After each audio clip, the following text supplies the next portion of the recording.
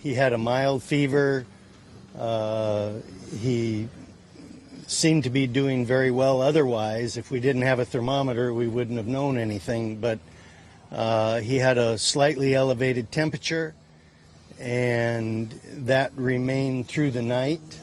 This morning at 5 o'clock, and when we got here, 5:30, he still had a slight fever. He had had no medication at all.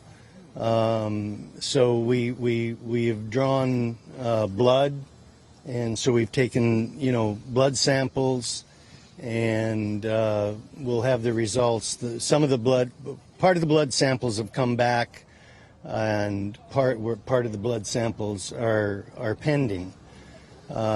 Since then, since 6 o'clock this morning, we gave him some medication to help with the fever, to help alleviate the fever, which his temperature is down to normal right now.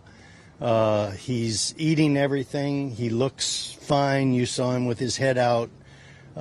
He's eaten all his grain. He's not missed a note. He has not missed any feed all year long. I can say that. And last night and this morning was no exception. He seems to be sharp. You saw him looking out over the webbing. He looks fine. But right now, as of right now, there's a possibility that he won't make the race on Saturday. If we don't feel like he's 100%, he's not going to run.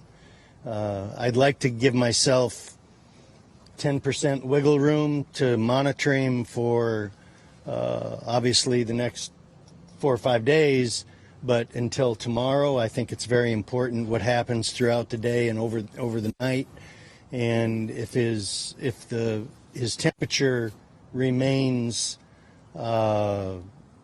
normal, which it is right now, if it remains normal throughout the day and the night, and we look at him tomorrow and he's still eating and he looks good, and the blood work comes back with a positive look to it, we're going to reevaluate. We're going to reevaluate every day, and probably several times every day.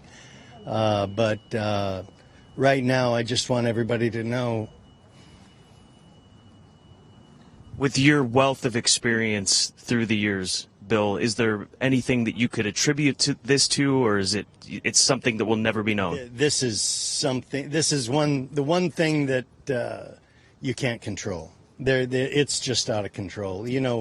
I don't know whether it's a little viral deal, but we don't have any control over this. I mean, we can make a lot of mistakes, and we can prevent a lot, and we can involve ourselves in a lot of situations, but there's nothing that there's no way to prevent this. I mean, we brought him, naturally, he's come out of a barn that's, had no problems, and we've gone into a barn that hasn't had any horses in it. I don't know. I can't. I don't have any explanation for it. I'm not smart enough to know. I don't have the knowledge to know where they could contract this or how it happens. And with the timing of it, with it being Tuesday, you talked about obviously continued monitoring, testing, things of that nature. In the next few days, just to reiterate, how do you see this decision being played out? Is there an end point in the next couple of days that a decision has to be made, or what do you expect? If his temperature becomes elevated again, it's over. Now he's got medication in him now, and that'll probably last throughout the day. And it's like giving yourself an aspirin, taking an aspirin to get a fever down. But if he respikes any sort of fever, I think we're committed to saying that we're just going to bypass everything. But if everything